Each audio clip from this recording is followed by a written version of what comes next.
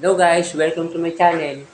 Bali ang video natin sa araw na ito ay tuturo ko po sa inyo yung chords ng simpleng tao, G Glock 9. Sa verse 1, meron po siyang apat na chords. G, B minor, A minor, D. Bali, 4 times po siya uulitin. After, pag nakaapat na po, ito po yung kasunod. B minor, E minor, B minor, E minor, A, at D. Yan po yung sa verse 1. Try natin tugtugin yung sa verse 1.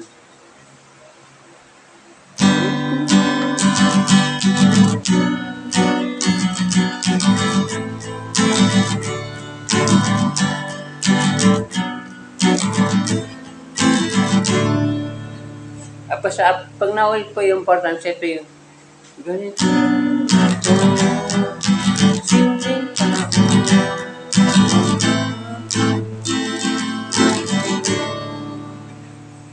Yan po yung sa verse 1. Sa chorus po, si G, B minor, A minor, D, G, B minor, A minor, D. Tapos, B minor, E minor, B minor, E minor, A minor, D yan. Try pa natin tugtugin yung sa chorus.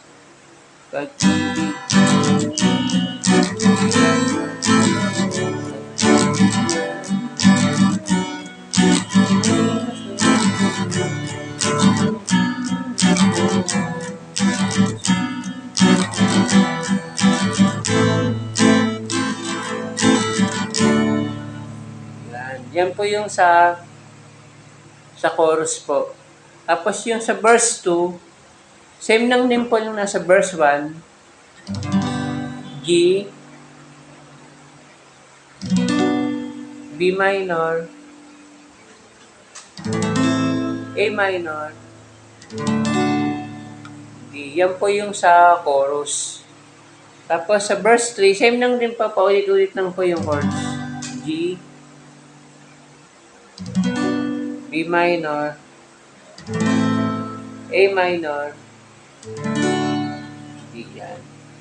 Bali, recap po natin yung chords sa verse 1 hanggang sa chorus po. Sa verse 1, ang chords po niya is G,